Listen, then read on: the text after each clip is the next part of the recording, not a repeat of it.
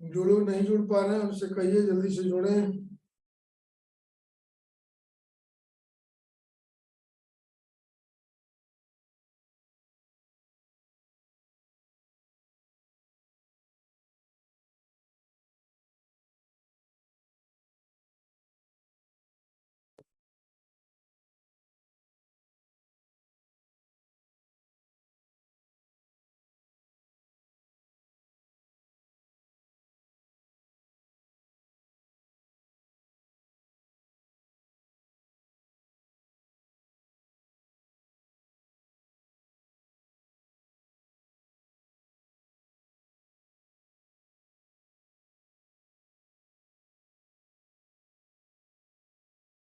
अच्छा, प्रियांशु लोग जो है वो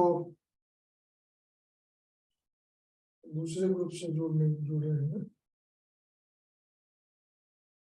सोनाली यादव, ममता,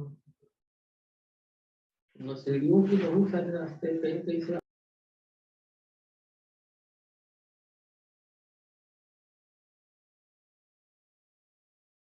साक्षी सिंह, गीता सिंह। सब बीच में चाय पीने चले जाते हैं क्या सब?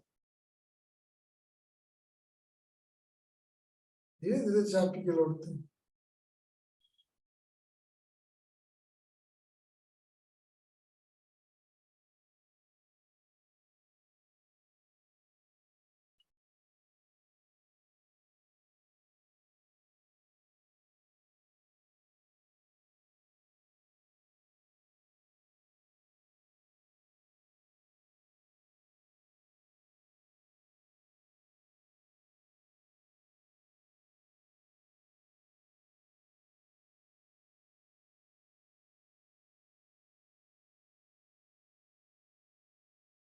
जल्दी जल्दी जुड़िए।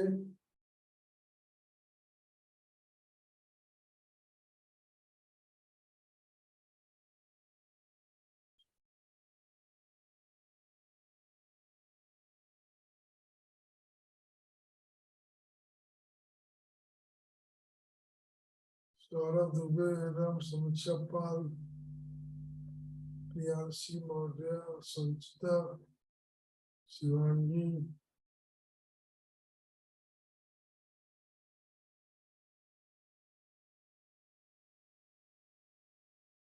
एवं तो धीरे धीरे लोग जुड़ रहे हैं।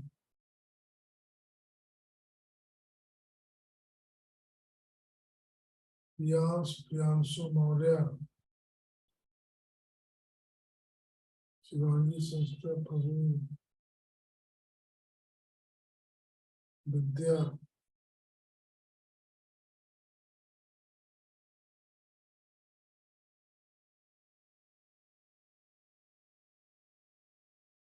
हॉस्टल वाला लड़का कहाँ रह गया?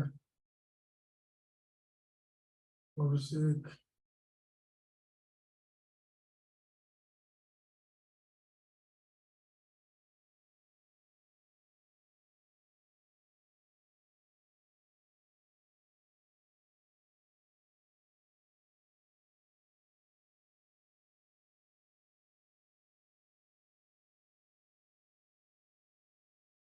कौन कौन बच गया? एरम आ गई? एरम नहीं आई अभी।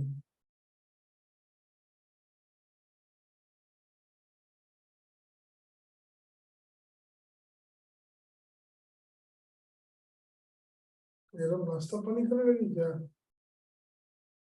संचिता आ रही है, लिसा और वो ऐश्वर्या।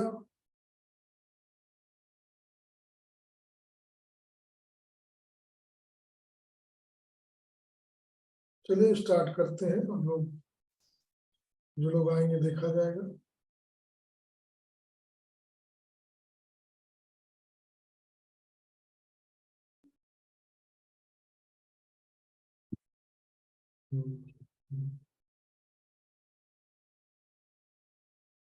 और थोड़ी सी और क्विक और जल्दी जल्दी बताएं, और कुछ बहुत खास बात बताऊंगा जो एग्जाम में जो पूछा जाने वाला है वो ध्यान दीजिएगा। कहता यह है कि जो लाइट वाले हैं, लाइट डीएनए है, मतलब N14/N14 डीएनए है, इस जनरेशन में कितने परसेंट होगा? तो फर्स्ट जनरेशन में कितने परसेंट होगा, या आफ्टर 20 मिनट कितना होगा, आफ्टर 40 मिनट कितना होगा, आफ्टर 60 मिनट कितना होगा, आफ्टर 80 मिनट कितना होगा, ये क्वेश्चन पूछा जाता है। तो इसको आप जाने, अगर आफ्टर 20 मिनट बात करें तो ये तो 0% होगा। क्यों? सभी हाइब्रिड होंगे। अगर हम हाइब्रिड देखें तो 2 हाइब्रिड बना, ये 2 रह गया। अब इस 2 से 4 बनेंगे, तो 4 में 2 लाइट हो जाएंगे और 2 हाइब्रिड हो जाएंगे, तो मतलब 50% हो गया। समझिएगा, 50%, ये हाइब्रिड कितना, 50%। अब इसके बाद फिर क्या होगा, अब ये हाइब्रिड फिर 25% आ जाएगा, तो ये कितना हो जाएगा, 75% हो जाएगा। ये 12.5% आ जाएगा, तो ये कितना हो जाएगा, तो 12 अगर जोड़ दे इसमें 87.5%। ये देखना है, ये पूछ सकता है 20 मिनट बाद क्या होगा, 40 मिनट बाद क्या होगा, 60 मिनट के बाद क्या होगा, 80 मिनट बाद क्या होगा, 80 के बीच बाद फिर 100 मिनट बाद क्या होगा। तो ज्यादातर ये पूछे गए हैं। ये मान लीजिए नया से पूछ लिया, ठीक, ये आप जाने। उल्टा क्वेश्चन है नहीं, तो सीधी सी बात यह है कि कल्चर मीडियम में ई कोलाई लिया गया, N15 सोल्यूशन में मेनी जनरेशन ग्रो कराया गया। जब मेनी जनरेशन ग्रो कराया गया तो क्या हुआ, अब जो बैक्टीरिया मिली उस बैक्टीरिया को N14 में इस बैक्टीरिया को डाला गया, तो इसका डीएनए कैसा होगा, जो पहली बार डाला गया उसका डीएनए N15/N15 होगा, और उसको सेंट्रीफ्यूज करोगे तो सबसे किनारे यहां लाइन आएगी 0 जनरेशन की। इसके बाद इसी बैक्टीरिया को ये 20 मिनट बाद अगर देखते हैं, अगर 2 बैक्टीरिया बनी तो किसी को एक को निकालते हो तो आपको क्या मिलेगा, ये 0 मिनट है। अगर हम 20 मिनट की बात करें तो फर्स्ट जनरेशन हो गया, तो इससे क्या मिलेगा, जितने मिलेंगे ये N15/N14 मिलेंगे,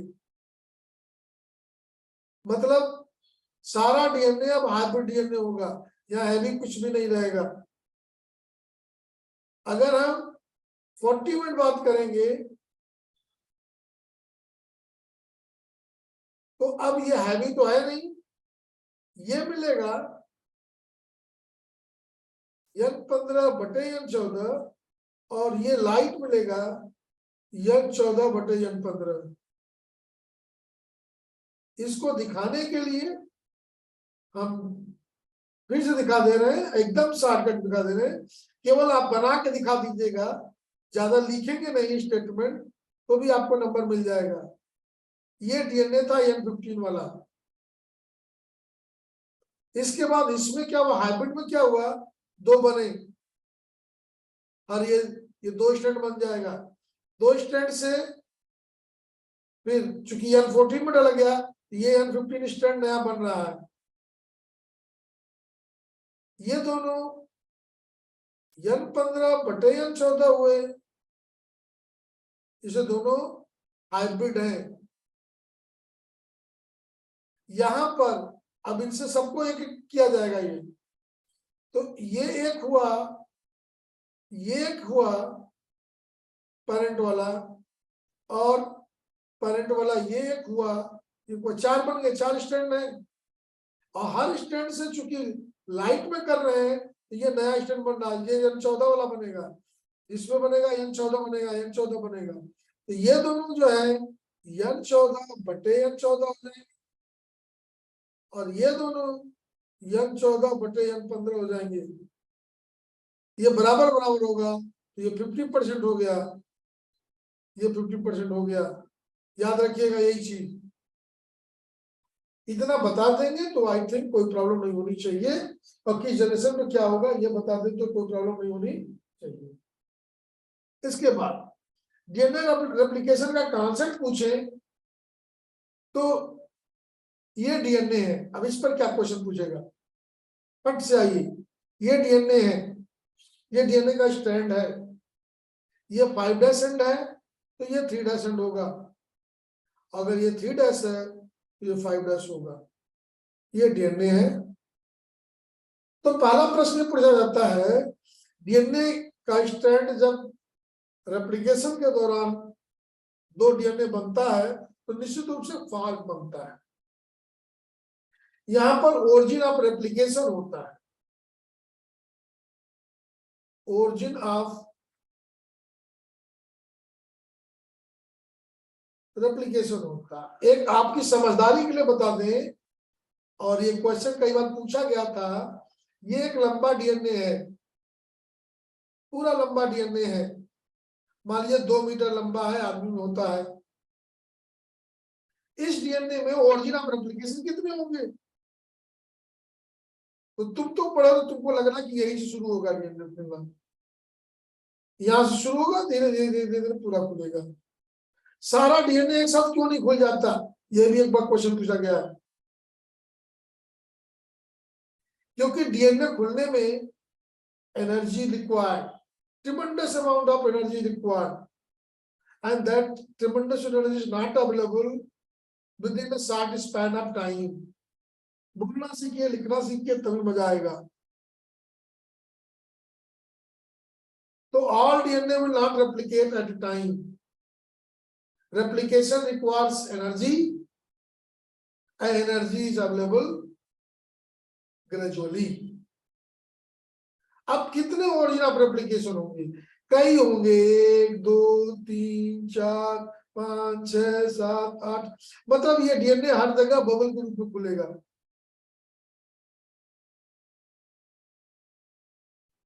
डीएनए हर जगह बबल के रूप में खुलेगा। ये सभी ओरिया रेप्लिकेशन है। हम केवल इतना हिस्सा देख पाते हैं जो मैं दिखा रहा हूं, इतना हिस्सा हम दिखा रहे हैं, इतना हिस्सा दिखा रहे हैं, ये पूरा हिस्सा नहीं दिखा रहे हैं। ये दिमाग में रखना पड़ेगा। लीनियर डीएनए में ओरिजिन ऑफ रेप्लिकेशन कई होते हैं, और सर्कुलर में ये डीएनए छोटा होता है, इसमें ओरिजिन ऑफ रेप्लिकेशन 1 होता है। 1 सुनो ने,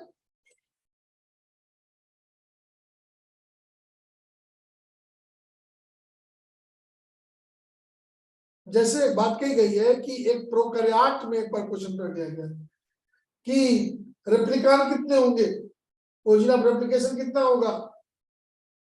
तो अगर हम प्रोकैरियोट की बात करें तो सिंगल होगा। अगर हम ड्रोसोफिला की बात करें 4 ही इसमें क्रोमोसोम होते हैं, इसमें 3500 के आसपास ओरिजिन ऑफ रेप्लिकेशन होंगे। तो ह्यूमन बीइंग में तो और लंबा होगा, और ज्यादा होगा, ये और ही हो गया। ठीक, समझिएगा, किताब से अलग बात समझिएगा थोड़ा सा। अब इनिशिएट कैसे होता है, डीएनए रेप्लिकेशन स्टार्ट कैसे होता है, तो इसके लिए एक एंजाइम आता है helicase.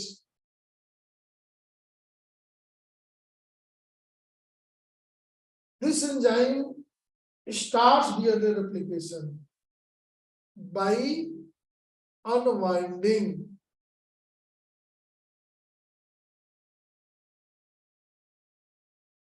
by unzipping, unzip, unwind। ये अनजिप और अनवाइंड कैसे होगा, ये दोनों प्रोसेस कैसे होंगे, बाय ब्रेकिंग हाइड्रोजन बॉन्ड। तो हेलिकेज क्या करता है, ये हाइड्रोजन बॉन्ड को तोड़ता है, ए और टी के बीच, जी और सी के बीच जो हाइड्रोजन बॉन्ड है, इसको ये तोड़ता है कौन, हेलिकेज। ऐसे दिखाओगे, ऐसे बताओगे, मजा आएगा। इसके बाद जब ये दो स्ट्रैंड अलग हो जाते तो इनको ऐसे ही अलग रखने के लिए कुछ प्रोटीन होते हैं, स्टेबलाइजिंग प्रोटीन होते हैं, वो सिंगल स्ट्रैंड बाइंडिंग प्रोटीन होते हैं। सिंगल स्ट्रैंड बाइंडिंग प्रोटीन होते हैं,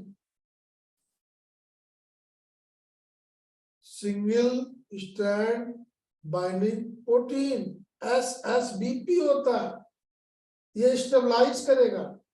अब एक और जानिए, जब कोई भी चेन, कोई भी रस्सी जब बंधी होती, बुनी होती है, इसको ऐसे दो स्ट्रैंड खोलते हैं तो यहाँ पर टेंशन उत्पन्न होता है। खोलोगे तो टेंशन उत्पन्न होगा, कभी खोल के देखना है, इसको इधर करना, यहाँ टेंशन उत्पन्न होगा, तो इसको नचाना पड़ेगा टेंशन खत्म करने के लिए। तो अब यहाँ नच नहीं सकता, तो यहाँ पर एक व्यवस्था होती है इस टेंशन को खत्म करने के लिए। यहीं पर एक व्यवस्था होती है, एक एंजाइम होता है जिसको बोलते हैं हम टोपो आइसोमरेज। टोपो आइसोमरेज ये इस स्ट्रैंड को कट और रीसील करेगा, कट करेगा और रीसील करेगा। तो जैसे कट करेगा ये ऐसा नाच जाएगा, रोटेट कर जाएगा और फिर जुड़ जाएगा, तो टेंशन खत्म हो जाएगा, टेंशन खत्म हो जाएगा। तो टेंशन को खत्म करने के लिए T for tension, T for topoisomerase याद रखना, तब याद रहेगा एंजाइम का नाम। T for tension, T for topoisomerase, S for helicase, S for hydrogen bond breaking.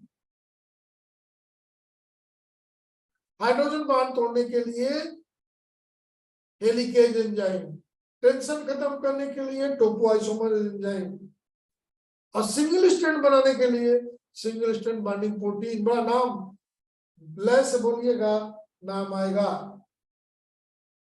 Topoisomerase. ये टोपोआइसोमरेज जिसको बोलते हैं टोपोआइसोमरेज सेकेंड, प्रोकैरियोट में ये गायरेज होता है, गायरेज। ये गायरेज हेलिकेज और टोपोआइसोमरेज दोनों का काम करता है। एमसीक्यू भाई बहुत है और बहुत टेढ़ाता है। For MCQ point of view you should know the terminology. तो ये गायरेज है। गायरेज क्या करता है? दोनों का काम करता है, हेलिकेज और टोपो आइसोमरेज का काम करता है। अब डीएनए स्ट्रैंड खुल गया, अब क्या होगा? अब देखिए,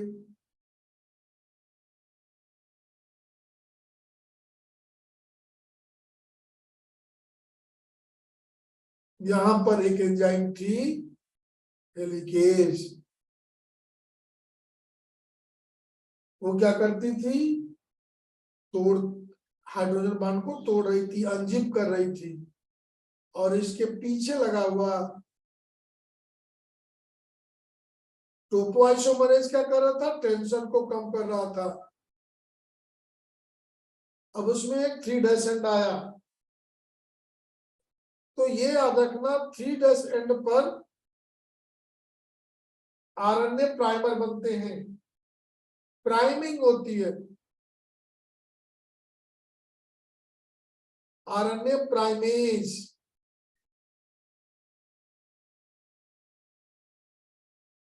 ये आरएनए प्राइमेज क्या बनाते हैं? आरएनए, एक प्रकार से आरएनए पॉलीमरेज है ये, DNA dependent RNA polymerase, DNA dependent RNA polymerase. तो ये एक छोटा सा आरएनए का स्ट्रैंड होता है जिसमें नंबर ऑफ राइबोन्यूक्लियोटाइड बहुत कम होते हैं। ये बनेगा 3' एंड पर, आपको मैंने बताया था। और इसमें इसमें न्यूक्लियोटाइड बहुत कम होते हैं। कितने होते हैं? 4 से 12 राइबोन्यूक्लियोटाइड का ये बना होता है, छोटा सा आरएनए प्राइमर है। इसके बाद यहाँ डीएनए पॉलीमरेज लगेगा। अब एक बात आती है, डीएनए पॉलीमरेज थोड़ा सा समझेंगे। डीएनए पॉलीमरेज 3 प्रकार का होता है। एक डीएनए पॉलीमरेज फर्स्ट, एक डीएनए पॉलीमरेज सेकेंड और एक डीएनए पॉलीमरेज थर्ड। जो डीएनए पॉलीमरेज फर्स्ट है ये प्रूफ रीडिंग का काम करता है। मतलब यहां कुछ गड़बड़ न्यूक्लियोटाइड आ गया तो उसको निकाल बाहर करेगा। और जो डीएनए पॉलीमरेज सेकेंड है ये रिपेयर एंजाइम है,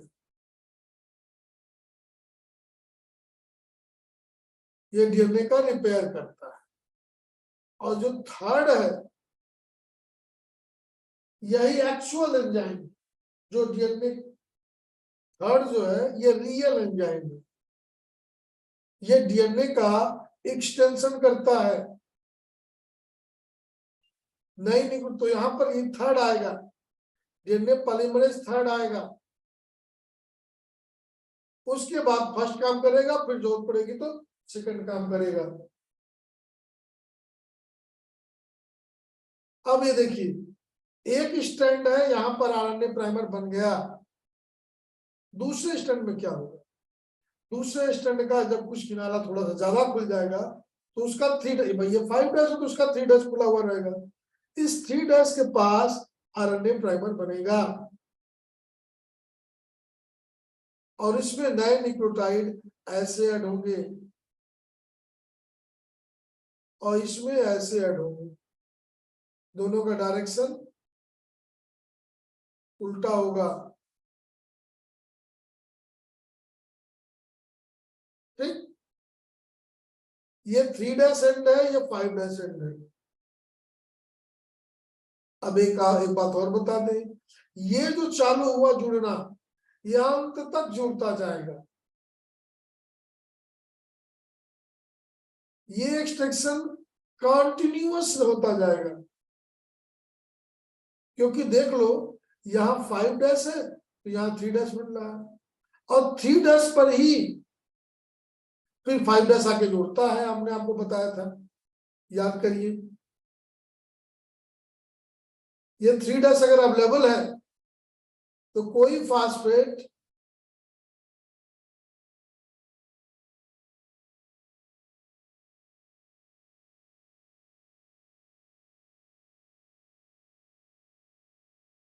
ये एक न्यूक्लियोटाइड है, ये न्यूक्लियोटाइड इस 3 डैश एंड पर ही जुड़ेगी, यहां पर हमेशा 3 डैश एंड है, क्योंकि ये 5 डैश है, ये 3 डैश होगा, 5 dash 3 dash 5 dash 3 dash 5 dash 3 dash 5 dash, हमेशा 3 डैश इधर होगा, और 3 डैश पर ही कोई चीज ऐड होती है। New nucleotide will be added at 3 dash end. तो DNA will grow in 5 dash to 3 dash direction। DNA की जो ग्रोथ होती है वो 5 डैश टू 3 डैश होती है, ये देखिए। अच्छा, इस चेन को लीडिंग स्ट्रैंड बोलते हैं।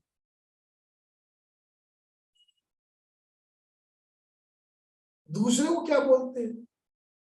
दूसरा ये स्ट्रैंड यहां बनने के बाद अब खत्म हो जाएगा, यहां तक ग्रोथ हुई फिर बंद हो गया, अब डीएनए और खुलेगा। तो छोटा सा जो स्ट्रैंड बना है उस स्ट्रैंड का नाम होगा ओकाजाकी, ओकाजाकी फ्रैगमेंट। ये ओकाजाकी फ्रैगमेंट हमेशा छोटा छोटा बनता रहेगा। ठीक, अब इसके बाद और आगे देखिए। अब थोड़ा सा छोटा छोटा डायग्राम बनाया।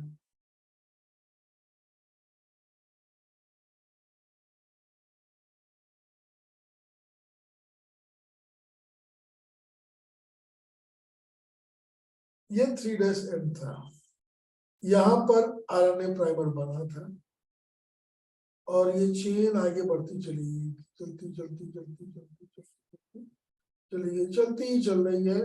यहाँ हेलिकेज जहां पर है ये तोड़ता जा रहा है। पहले आरएनए प्राइमर यहाँ बना था, फिर ये एक चेन यहाँ तक बनी, फिर आरएनए प्राइमर बना, फिर एक चेन यहाँ तक बनी, फिर आरएनए प्राइमर बना, फिर चेन बनी, फिर आरएनए प्राइमर बना, फिर चेन बनी, फिर आरएनए प्राइमर बना, फिर एक चेन बनी, फिर आरएनए प्राइमर बना, फिर एक चेन बनी। ये लैगिंग स्ट्रैंड है, इसमें ग्रोथ स्लो होगा, डिसकंटिन्यूअस होगा, सो मेनी ओकाजाकी फ्रैगमेंट्स लगेंगे, so many time RNA primer लगेगा, so many RNA primers are required, single RNA primers are required। Leading और लैगिंग में अगर अंतर पूछे तो लिख देंगे ये continuous chain, discontinuous chain, it requires so many RNA primer, और आरएनए प्राइमर को बाद में हम रिप्लेस करते हैं, इसको हटाते हैं, लिगेज द्वारा नए को जोड़ते हैं, नए न्यूक्लियोटाइड ऐड करते हैं, तो कुछ दूर बाद फिर ये कंटिन्यूअस हो जाती है, लेकिन यहां पर फिर लगा रहेगा। जैसे जैसे चेन पुरानी होती जाएगी RNA primer will be replaced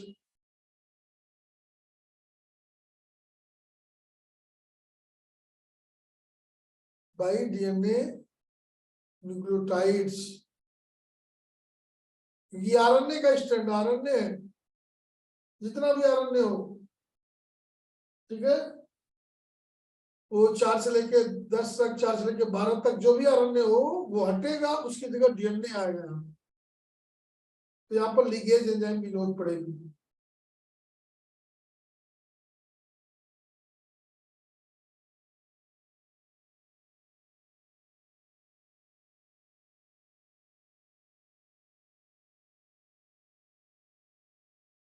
कितने लोग जुड़ करके ध्यान से सुन रहे हैं? तो संख्या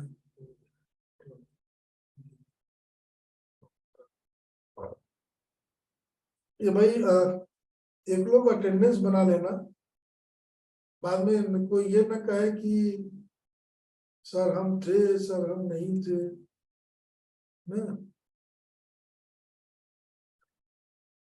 तो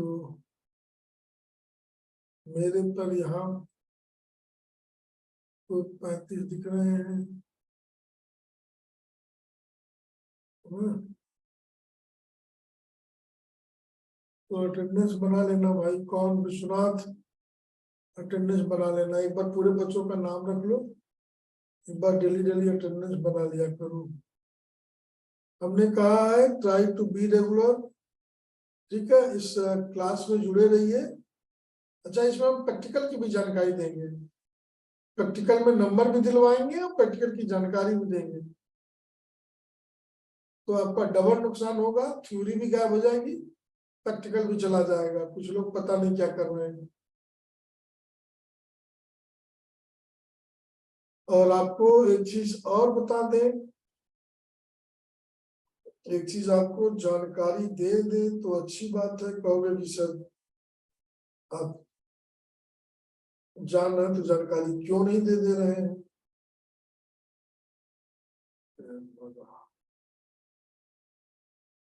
एक मैं जानकारी आपको दे दे रहा हूँ।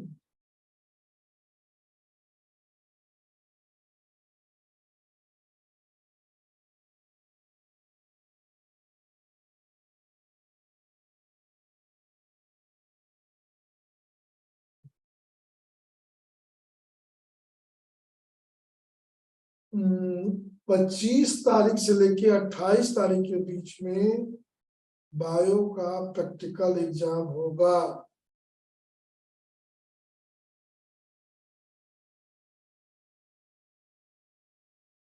ठीक है, 25 से 28। और कुछ एग्जाम 16 से चालू हो रहे हैं, प्रैक्टिकल कुछ 19 से हो रहे हैं ना। हमें लग रहा है फिजिक्स की भी इंफॉर्मेशन आ ही जाएगी। 43, 42, 42 फिजिक्स।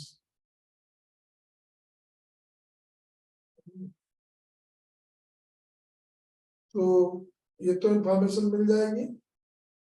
याद रखिए 25 से लेकर के, और जो लोग प्रैक्टिकल फाइल नहीं बनाए हैं, वैसे जो लोग क्या तो सभी लोग बनाए हैं।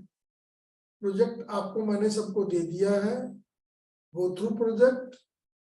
और इधर बीच क्लास में कुछ खास बात सुन रहे हैं वो सुनते रहिएगा।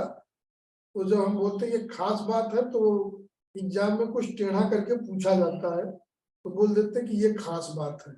एक्सपेरिमेंट आएगा सीधे सीधे लिखेंगे, लेकिन जब कहेगा 20 मिनट बाद क्या होगा, 40 मिनट बाद क्या होगा, लेकिन नहीं 60 मिनट बाद क्या होगा, इस बात को थोड़ा सा गौर करना पड़ेगा यार। अब चलिए फिर से तो बता दें, समय कम है, लग रहा दोबारा एक बार फिर जुड़ना पड़ेगा क्या? क्यों संचिता, एक बार दोबारा फिर जुड़ना पड़ेगा क्या? Yes sir. Sanchita, yes sir.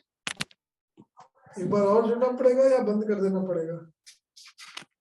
Sir अब कल ले लीजिएगा। कर लेंगे। हाँ, सुबह से बहुत क्लास कर लिया स्कूल का। अच्छा, चलिए तो ये 2 क्लास के बाद आज बंद कर देंगे। और शिवांगी, क्या हाल चाल है? और सर ये जो प्रैक्टिकल एग्जाम होगा, हाँ, इसका एक बार ऑनलाइन में डेमो बता दीजिएगा थोड़ा सा। ऑनलाइन डेमो बता देंगे। तुम लोगों को तो मैंने ऑनलाइन बताया ही है, और बता देंगे जब हो रहा होगा तो उस समय भी क्लास चलवा देंगे। सर डेंसिटी और जो फ्रीक्वेंसी वाला एक्सपेरिमेंट है ना, हाँ डेंसिटी वाला जो है और फ्रीक्वेंसी क्वाड्रेंट मेथड, हाँ ये वाला बता दीजिएगा, ये नहीं आ रहा। हाँ, तो ये तो इम्पोर्टेंट है। हाँ तो वही एक दिन मतलब ऑनलाइन क्लास में समझा दीजिएगा इसे। अच्छा अच्छा अच्छा, एक बात कह रहे हैं, 10 सेंटीमीटर गुणे 10 सेंटीमीटर। आपके पास मौका मिला एक स्क्वायर बनाने का कि नहीं? इतने लोग सुन रहे हो सब लोग? सर अगर मैंने 10 बोला कि सेंटीमीटर से ना 2-3 वो कम है, मतलब 9.55 है तो चलेगा। चलो ये प्लस आ रहा है ना। वैसे हाँ जो लोग बाद में बनाओ तो 10 की जगह 11 सेंटीमीटर बनाओगे तो अपने आप 10 सेंटीमीटर आ जाएगा। 11 गुणे 11 का सर्कल बनाओगे तो 10 गुणे 10 आ जाएगा। और सर डेली क्लास की टाइमिंग यही रहेगी या चेंज रहेगा शाम में जो होता है? अब अभिषेक बनाए कि नहीं?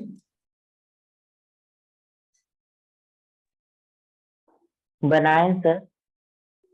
11 गुणे 11 का बना लीजिए, ठीक है ना? 11 गुणे 11 का यस बना सर। लीजिए, सभी लोग बना लीजिए, कोई किसी दूसरे को नहीं देगा भाई। वैसे बाद में हम रखवा लेंगे लेकिन सबके पास होना चाहिए ना, बड़ा बेकार लगेगा। और डीएनए डीएनए रेप्लिकेशन ये बड़ा इंपॉर्टेंट है। इसमें क्या लिखना है, कैसे लिखना है, यह प्रैक्टिकल 5 नंबर का है और एकदम आएगा, सबको आएगा। ये 2 ही एक्सपेरिमेंट करने हैं, एक डीएनए रेप्लिकेशन और दूसरा फील्ड वर्क। इस बार सीबीएसई ने केवल 3 प्रैक्टिकल दिया है। ये 12th B1 वाले तो न जाने कितना प्रैक्टिकल बनाए हैं। हमने आज इन लोगों की कॉपी देखी है, बहुत प्रैक्टिकल बनाए हैं बिना मतलब का। क्यों जी विद्या?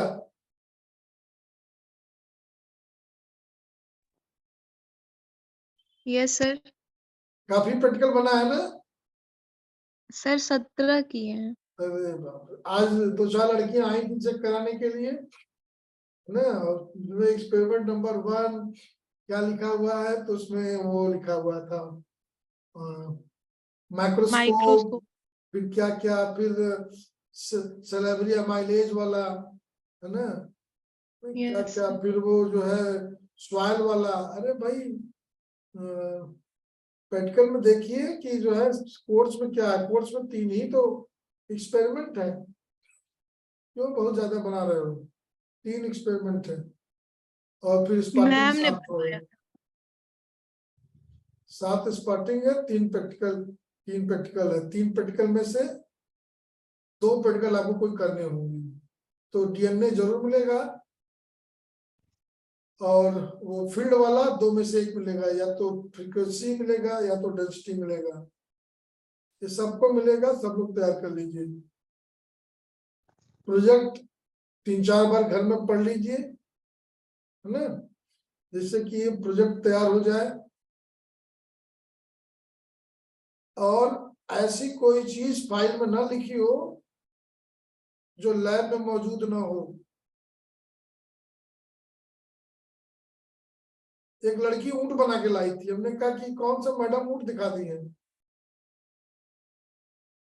अब कैमल हमारे लैब में है क्या? भाई ऐसा मत करना, नहीं तो एग्जामिनर जो है ना सबको धो धो के मारेगा, खींच खींच के मारेगा, समझ रहे हो? ये थोड़ी सी तैयारी करिए और कुछ फायदा हो रहा है कि इस क्लास से? अभिषेक मिश्रा,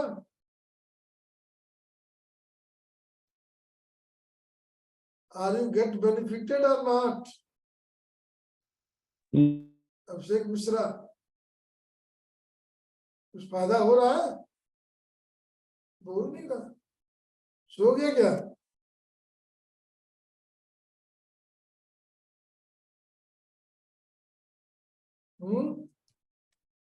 सर आवाज नहीं आ रही है? आ रही है। हाँ मतलब वही बोले थे सर कि मतलब बेनिफिट तो हो रहा है इससे, और थोड़ा वो प्रैक्टिकल के बारे में भी बता दीजिएगा जो डेंसिटी और फ्रीक्वेंसी वाला है वो। अच्छा